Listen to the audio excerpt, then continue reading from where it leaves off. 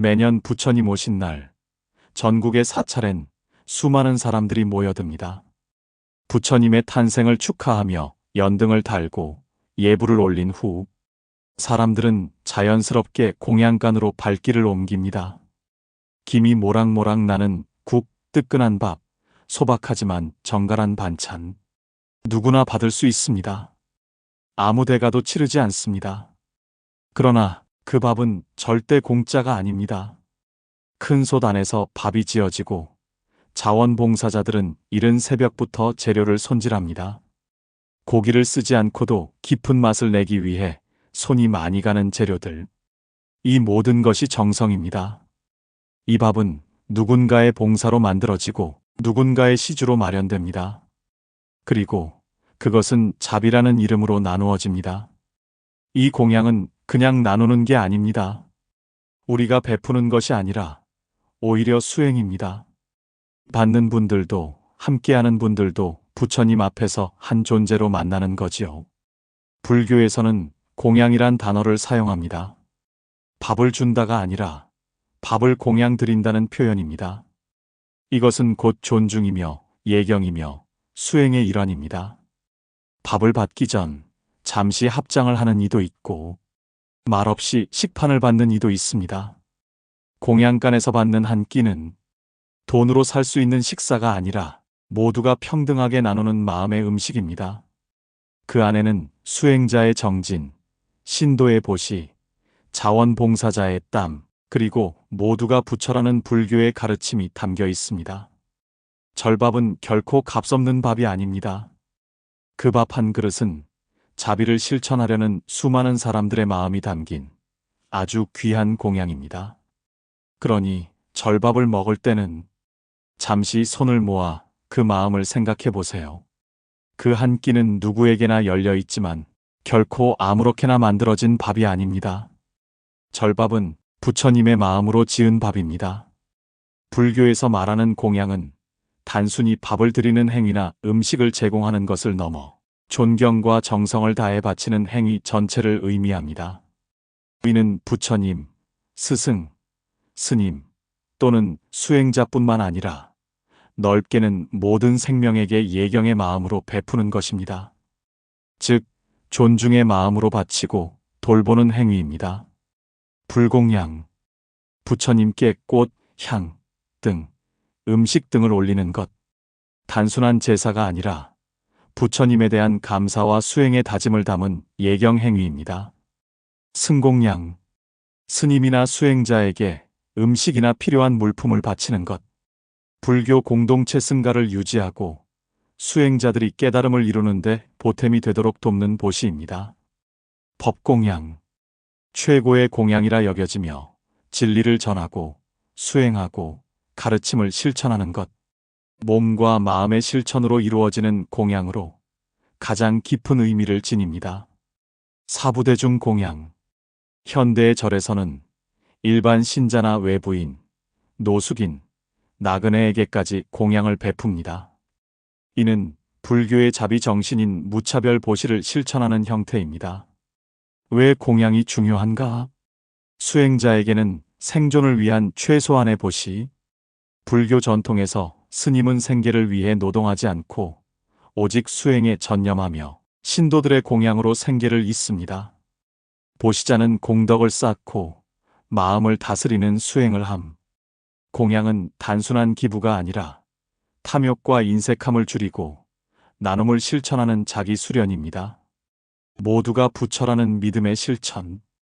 절에서 누구에게나 공양을 주는 이유는 상대방을 단순한 손님이 아니라 부처의 화현으로 존중하기 때문입니다.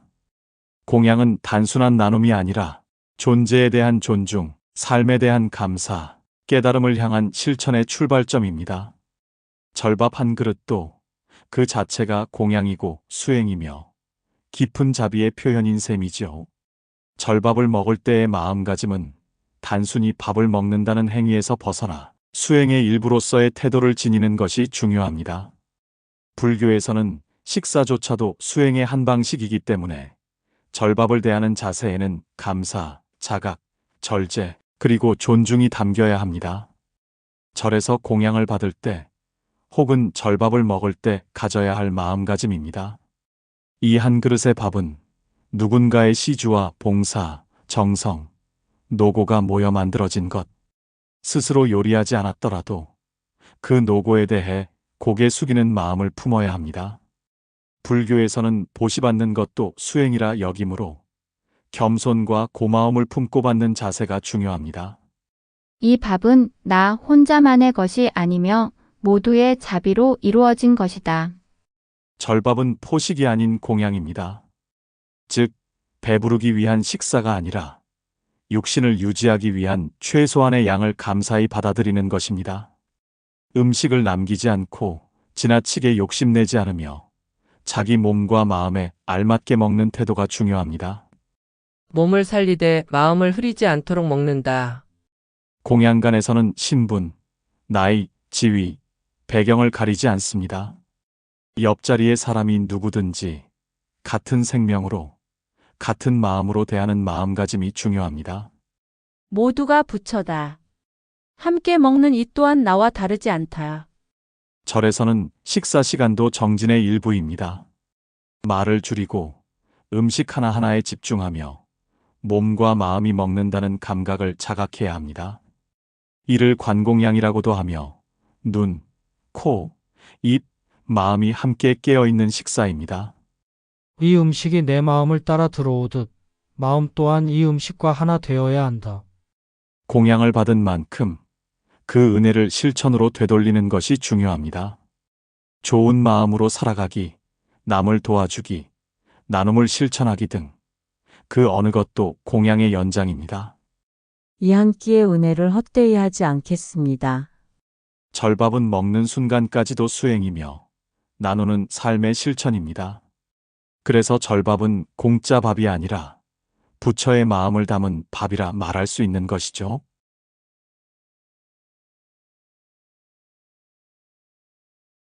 매년 부처님 오신 날, 전국의 사찰엔 수많은 사람들이 모여듭니다.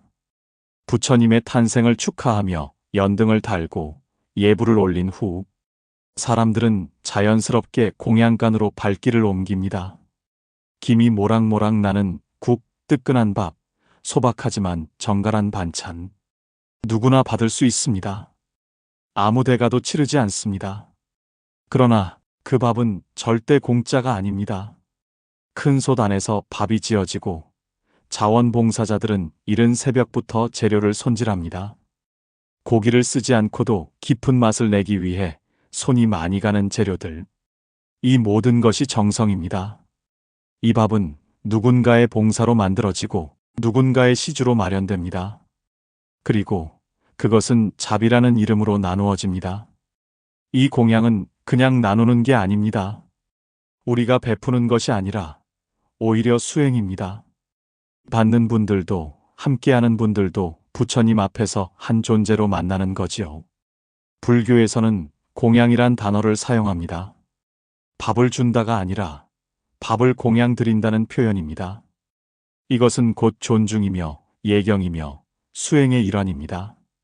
밥을 받기 전 잠시 합장을 하는 이도 있고 말없이 식판을 받는 이도 있습니다. 공양간에서 받는 한 끼는 돈으로 살 수 있는 식사가 아니라 모두가 평등하게 나누는 마음의 음식입니다. 그 안에는 수행자의 정진, 신도의 보시, 자원봉사자의 땀, 그리고 모두가 부처라는 불교의 가르침이 담겨 있습니다. 절밥은 결코 값없는 밥이 아닙니다. 그 밥 한 그릇은 자비를 실천하려는 수많은 사람들의 마음이 담긴 아주 귀한 공양입니다. 그러니 절밥을 먹을 때는 잠시 손을 모아 그 마음을 생각해 보세요. 그 한 끼는 누구에게나 열려 있지만 결코 아무렇게나 만들어진 밥이 아닙니다. 절밥은 부처님의 마음으로 지은 밥입니다. 불교에서 말하는 공양은 단순히 밥을 드리는 행위나 음식을 제공하는 것을 넘어 존경과 정성을 다해 바치는 행위 전체를 의미합니다.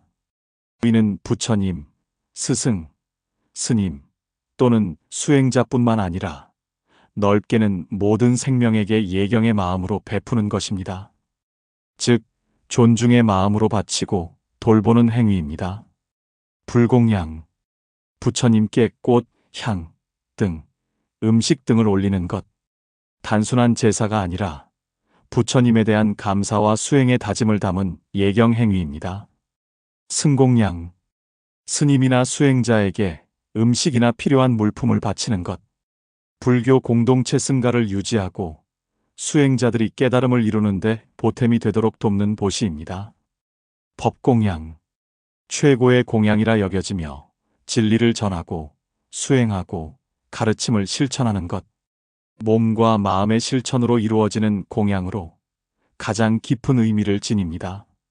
사부대중 공양, 현대의 절에서는 일반 신자나 외부인, 노숙인, 나그네에게까지 공양을 베풉니다. 이는 불교의 자비 정신인 무차별 보시를 실천하는 형태입니다. 왜 공양이 중요한가?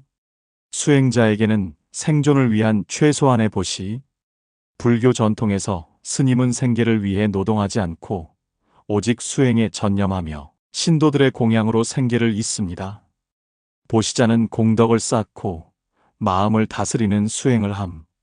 공양은 단순한 기부가 아니라 탐욕과 인색함을 줄이고 나눔을 실천하는 자기 수련입니다.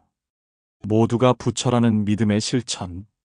절에서 누구에게나 공양을 주는 이유는 상대방을 단순한 손님이 아니라 부처의 화현으로 존중하기 때문입니다. 공양은 단순한 나눔이 아니라 존재에 대한 존중, 삶에 대한 감사, 깨달음을 향한 실천의 출발점입니다. 절밥 한 그릇도 그 자체가 공양이고 수행이며 깊은 자비의 표현인 셈이죠. 절밥을 먹을 때의 마음가짐은 단순히 밥을 먹는다는 행위에서 벗어나 수행의 일부로서의 태도를 지니는 것이 중요합니다.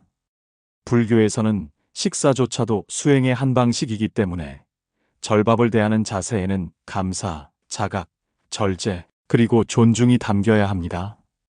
절에서 공양을 받을 때 혹은 절밥을 먹을 때 가져야 할 마음가짐입니다. 이 한 그릇의 밥은 누군가의 시주와 봉사, 정성, 노고가 모여 만들어진 것. 스스로 요리하지 않았더라도 그 노고에 대해 고개 숙이는 마음을 품어야 합니다. 불교에서는 보시받는 것도 수행이라 여기므로 겸손과 고마움을 품고 받는 자세가 중요합니다. 이 밥은 나 혼자만의 것이 아니며 모두의 자비로 이루어진 것이다. 절밥은 포식이 아닌 공양입니다.